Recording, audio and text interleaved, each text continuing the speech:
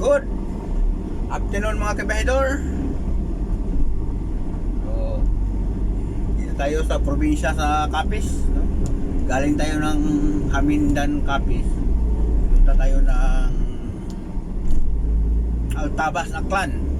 So, let's go mga kabahidor. So, wala, kasada pa rin yung view natin. Ito ang kainan dito mga kabahidor, ang sinasabi nilang road to forever, no? Dalawang branch ito dito, isa pangalawa doon sa mga tambayan dito kasi kadalasan ng mga rider mga kabahidor.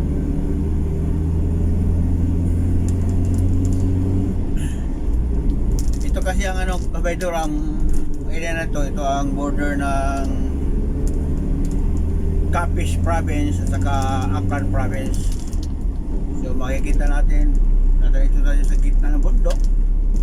So makatanaw natin yung probinsya ng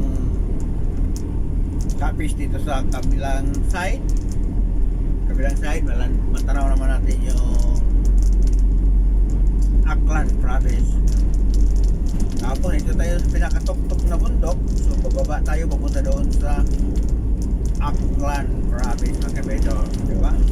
Ito ang ano kabahidor, ito ang mga border nila. So, kita mo naman, mayroon nakasulat dito. Tapas Hamindan, Altabas Road. Oh, di ba? Border talaga. So, tingnan mo naman. Yung nakita sa dulo ng bundok, doon sa likod niyan, doon pa puntahan natin. So marami pa talaga na yung madaanan ng mga kabundukan mga kabahidor. So ito, pagbuwak masyado. Kaya ito, dapat hindi tayo magkumpiyansa dito kabahidor kasi buwas maputol ang brake natin, maging kwento talaga tayo. Kita nyo naman kung gaano kababa, ano? Palusong talaga ito masyado. Kaya dito pag magkumpiyansa tayo kailangan dito hindi tayo gagamit ng ano talaga ng neutral or quinta quarta, no? Ginamit ko dito tercera lang kasi para mapigilan pa ng makinang palusok.